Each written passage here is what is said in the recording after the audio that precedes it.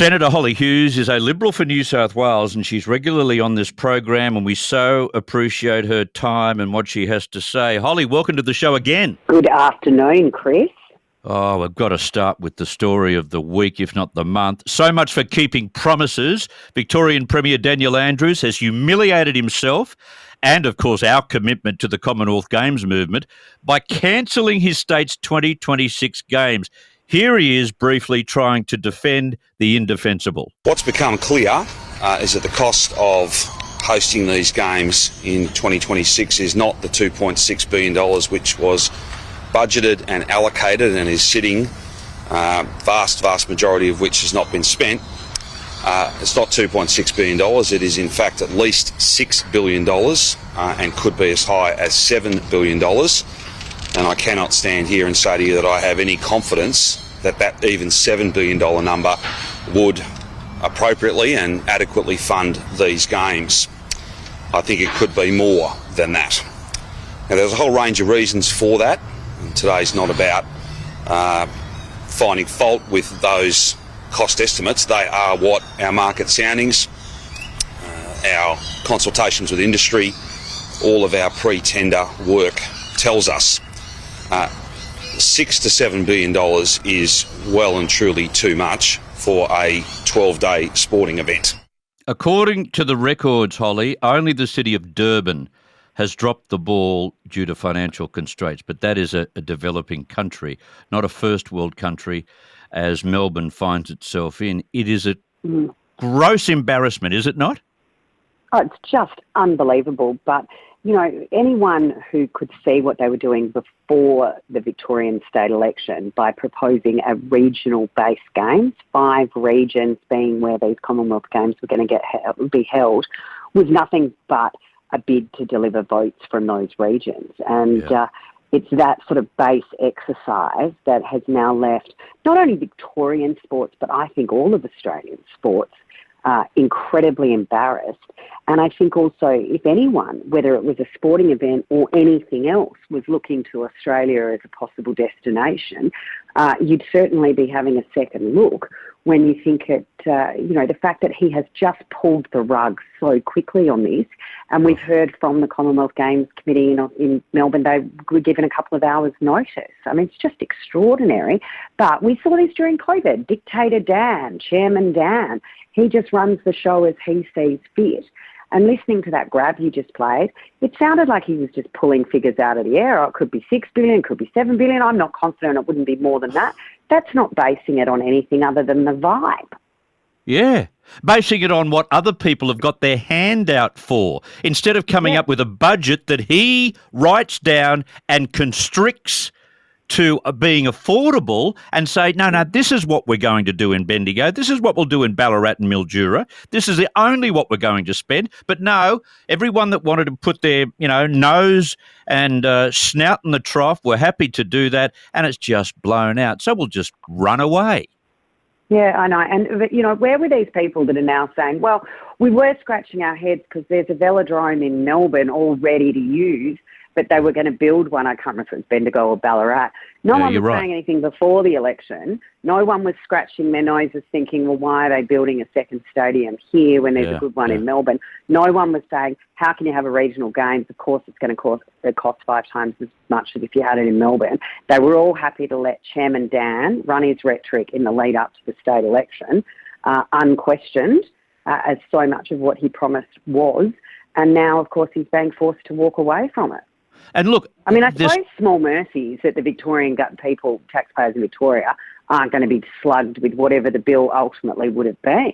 But it is just horrifically embarrassing on both. But he said in that press conference, Hollie, that $2 billion that was set aside for the Commonwealth Games is now going to be spent on the regions anyway. He saves nothing. But I think he said sports facilities as well. Let me tell you, go out to any region, if it's Victoria or anywhere else, they'd like their roads fixed. Yes. They'd like to ensure that, they've got a hospital with a doctor in it and that's operating, a maternity ward. Yep. Get my mobile phone to work when I'm just out of town. Yeah. Well, the difference in Victoria than almost any other state is there's very little internal flights around Victoria. So if you've got to get around Victoria, your only option is either drive or really very little public transport at all. So, Victoria doesn't service its regional areas very well at all, and I'm sure they could do with quite a bit of infrastructure over and above sporting facilities.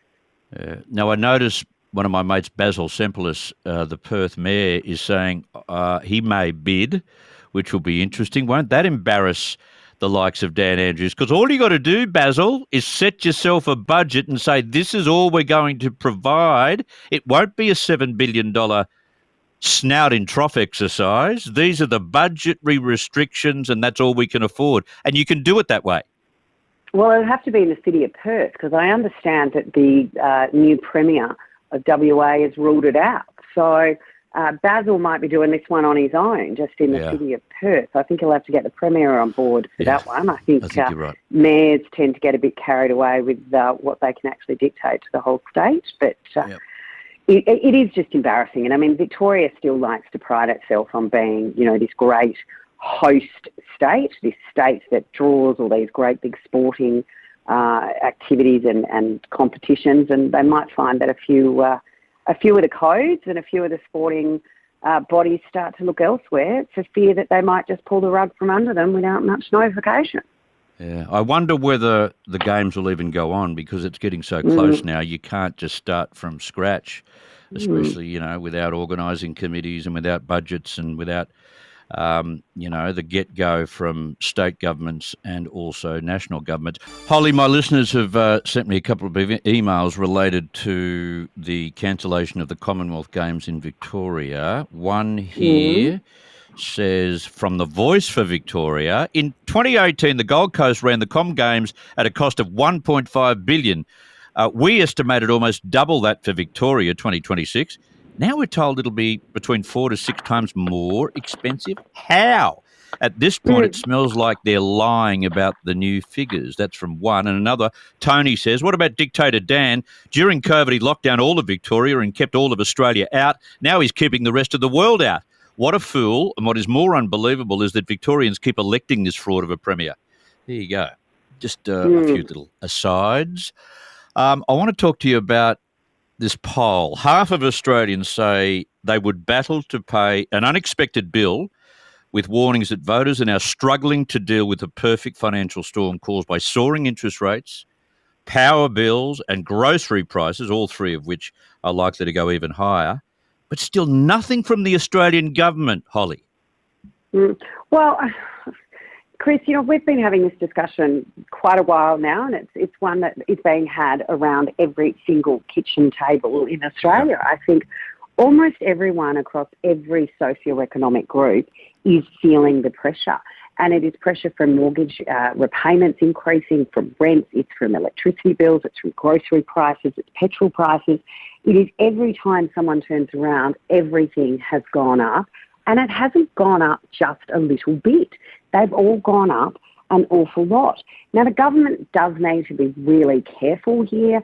We saw it in the last budget. They injected about $185 billion more spending into the economy. That is going to do nothing but put more inflationary pressure on. And inflation is effectively a tax on everyone and everything. And until we can get that inflation under control, but this government just doesn't seem to understand that when the Reserve Bank is trying to put the brake on, when it's trying to increase interest cash rate so that they can try and slow the economy, this government is intent on still pumping billions of dollars into it, which is just fueling the fire. It is. I think, unfortunately, we are just going to see things get tougher and tougher, certainly for at least the next 12 months. They've just appointed a new Reserve Bank governor. They've had 2 budgets. This government has to own the economic situation we find ourselves in. I hope I'm wrong, but listening to a lot of very good economists, they are all predicting that we are nowhere near finished the interest rate increase cycle. Economist Robert Gottliebsen wrote in The Australian today that, quote, people I trust tell me that if Origin's Eraring power station shuts in 2025, 18 months from now, it'll be almost impossible for our largest state to avoid complete blackouts in some areas, and those areas will therefore lose water supply, sewerage and all the other facilities that depend on power. All I got to say, Hollie, is welcome to 1932 and the man-made depression thanks to fake renewable policies. Look, people just still aren't getting, unfortunately, that this rhetoric that renewable energy is the cheapest form of energy. Sorry, got to kind of get the word out there. It is an absolute myth. It is going to cost us $1.5 trillion at a minimum to rewire the grid for this wind and solar fantasy. And today we see Alinta was planning the wind turbines, offshore wind turbines, and because of Indigenous sensitivities, Bowen's now suddenly announced without warning that they're now going to not be 10 k's offshore but 20 k's offshore. This has put this entire project at risk of occurring at all. I mean, if it wasn't so serious, you wouldn't believe this guy is absolutely for real. You'd laugh about it. You couldn't write up a minister that is just absolute joke that this guy is. He's signing us up to this climate club with Germany, and then you look at the members of it, and every single one of them, we're just going through the whole list at the moment, but every single one I've seen has a very strong reliance on nuclear.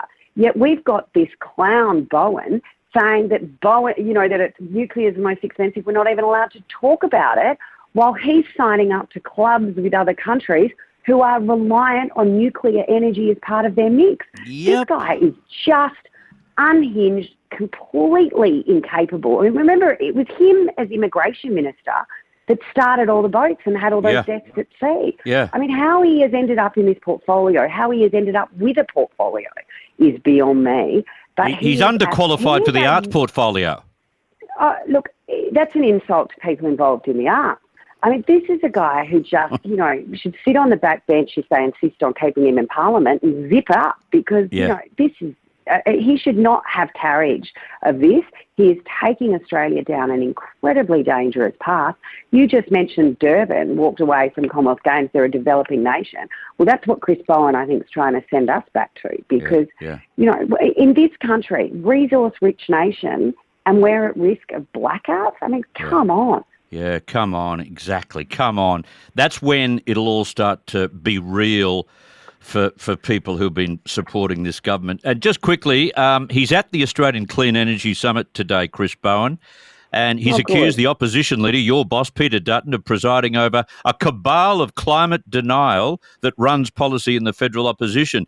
He's attacked Peter's support for nuclear power, accused him of accommodating climate deniers and vaccine skeptics within the party's ranks. You've got a free shot here, Senator. Look, I mean, but how embarrassing. I mean, we just had to talk about what a clown this guy is. This is a government who just had a poll 55-45, over the opposition. Yet at one of the most important topics that we're addressing at the moment, to avoid blackouts, to ensure Australia remains competitive, to keep our economy growing, here is a guy that has got nothing but cheap political potshots. It's just extraordinary. And the fact that he is going to a summit like this, he is offering absolutely no substance. He's giving no vision. I mean, he's the guy that told us, we needed 22,000 solar panels per day 18 months ago. We needed 40 wind turbines per month 18 months ago. When his department was asked 2 months ago how many we had, Senator, we know we're a little bit behind schedule. Because there's bugger all, Chris. They have delivered nothing. And yet, what does he do? Cheap political potshots. I mean, this is someone who is in government. He is a member of the government responsible for a very important portfolio. And rather than offering vision, rather than offering solutions, rather than talking to Australians, we said we'd lower your power bills and instead we've sent them skyrocketing. We are overseeing the shutdown of coal in this country whilst we're ignoring any opportunity to even discuss nuclear and ramming down the throat this wind and solar fantasy as they take over our, farming lands and all rural and regional centres trying to put these transmission lines through. I mean, it is one disaster after another, yet he has nothing to offer and nothing to say of substance. And unfortunately, I think there's just a little bit too much about this government. Why we're not seeing action on cost of living, why we're not seeing action, because they're too busy talking about woke issues like The Voice and nothing else that is going to affect your family budget, my family budget, or anybody else's for that matter. That's why they're on the nose. They've begun to be on the nose. Watch those polls from here on in. Hollie Hughes, fabulous to have you on the program. Well said. Thank you for your time. Now, I won't be talking to you next week, Chris, as a heads up. Right. I am off on Talisman Sabre, so I will be out on HMAS Adelaide with our Defence Forces next week. How lucky are you?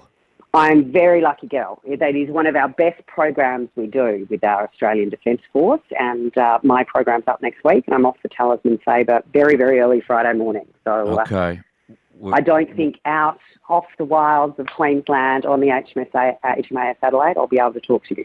That's okay. You do what you have to do, and we'll catch up with you the following week. Good on you. Enjoy it. See you, Chris.